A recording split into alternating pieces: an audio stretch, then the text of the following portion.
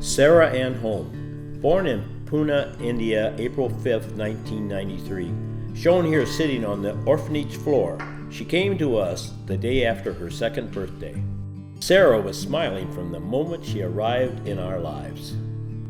As Sarah's legs and feet grew, she needed surgeries to move tendons and add bone. She had 6 foot surgeries and 18 casts before her 14th birthday. Despite her leg problems, Sarah learned to ski. The rigid ski boots acted like braces and let her participate in a sport like a normal person. Here she is with her brother Matt at Cascade Mountain. Sarah is 6, Matt is 13. Sarah had had a tumor removed from her spine while in India, and her legs were weak. She walked on the outside of her feet. We took her to an orthopedic specialist in Madison, who gave her braces to strengthen and straighten both of her legs. She had collected 12 years of braces under her bed. At age 13, Sarah noticed increasing weakness in her legs. The tumor had returned. 3 delicate surgeries were performed over the next 2.5 years on her spinal cord, as the tumors returned again and again. Bucky Badger visited at UW Children's Hospital after Sarah's final surgery at age 16. Sarah was proud of her many surgical scars. Following her last surgery, a video was produced by the American Family Children's Hospital explaining Sarah's journey. After watching the video, Sarah was a guest speaker at their huge yearly fundraiser. This banquet followed a summer golf outing with the Green Bay Packers. It was the beginning of Sarah's close connections with the Green Bay Packers and Mike and Jessica McCarthy families. Mike and Jessica invited her to be a guest of the Packer organization for a weekend in October of 2013. This picture was taken in the tunnel at Lambeau Field after meeting Aaron Rodgers and A.J. Hawk.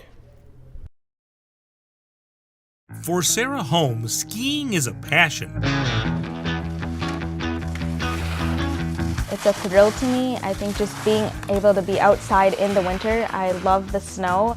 My first time on skis, I was 5 years old, and then I started racing the next year at age 6. Sarah has limited use of her legs, but it hasn't stopped her from pursuing an Olympic skiing dream. More on that later. As a kid growing up, Sarah had full use of her legs and participated in soccer, skiing, basketball, and dancing. But as Sarah reached her teens, she noticed something wasn't right. I was 11 years old when I realized that there was something going on. I was just having a bunch of leg weakness and trouble walking. And that's when I went in to see a neurosurgeon, an orthopedic surgeon, to figure out why I was having the leg weakness. And that's when they discovered the tumor on my spine. Sarah had surgery to remove the tumor, but by age 15 it grew back, and she lost more function in her legs. And that's when I went back to see Dr. Iskandar and had another MRI, and that's when they saw that the tumor had reattached to the spine. Those types of tumors are difficult to resect completely because you can lose function.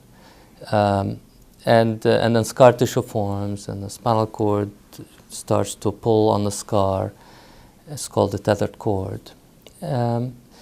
So what happens with these situations is that the cord keeps on retethering year after year. And in her particular situation, the tumor kept growing as well. So she ended up needing 2 or 3 other operations. Dr. Benny Iskandar, a pediatric neurosurgeon at American Family Children's Hospital in Madison, knew that each time the tumor would grow back, Sarah would need surgery, and each time she'd lose more function in her legs. So he offered her an alternative to multiple surgeries. Dr. Iskandar suggested a procedure that he had never done on anyone that wasn't already completely paralyzed, and that was to sever the spinal cord, which is called a cordectomy, and he would sever it at the site of the tumor. So we decided to really go for broke and completely separate the mass from the spinal cord, with the possibility that this could give her a little bit of worsening in her foot function. If they didn't sever it, it would just keep reattaching or just growing bigger at the part that it was attached to, and eventually, if it wasn't taken care of, it would paralyze me. If it was something that Dr. Iskandar thought was great. I had just so much trust and faith in him, and so I knew whatever happened, he would do the best he could for me. Sarah's surgery was a success. She was permanently relieved of the tumor and retained important leg function. Not long after her surgery, Sarah got on skis again with adaptive equipment. She took to it so quickly that she started competing nationally in ski races. And from there, her skiing career has taken off. I was named to the U.S. Paralympic team as a development team member. So this past ski season, I was able to live and train in Colorado full-time as an athlete and go to college as well. And I've been able to travel all over the United States and some places in Canada for races. And my overall goal right now is to compete in the 2014 Paralympic Games in Sochi, Russia. When you see someone who is so ambitious, so motivated to take what she has now and the fact that she's not going to have another operation, just run with it, so to speak. It's really an amazing thing to watch.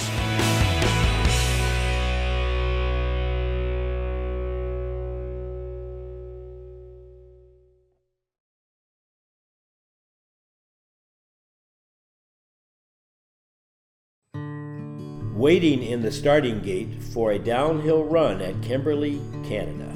A bluebird sunny day for racing at Winter Park, Colorado. More lessons and time to learn new carving skills from Elena Nichols on Mount Hood.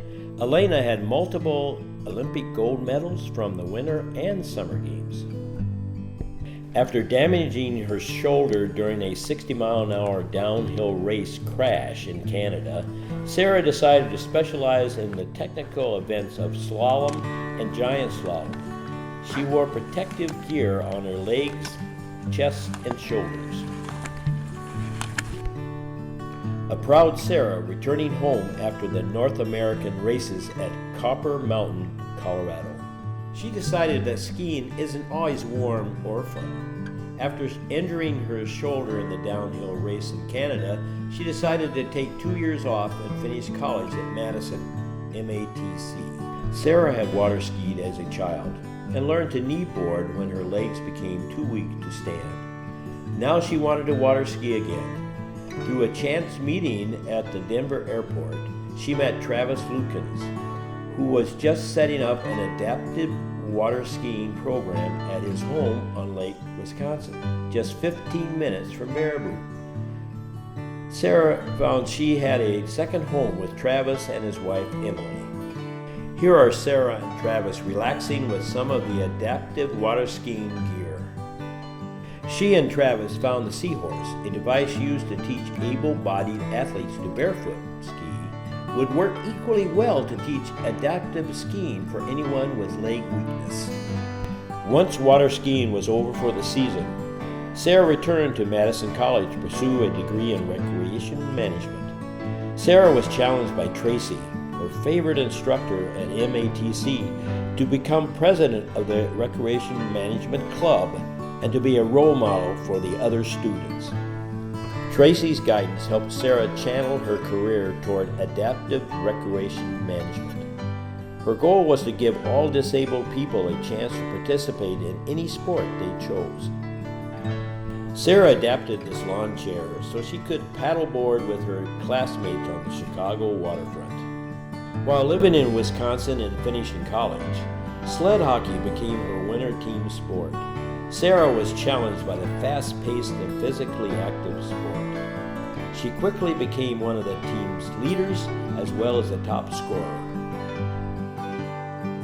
Cascade Mountain honors Sarah with a new run called Sarah's Smile, part of their $9 million expansion in the summer of 2016.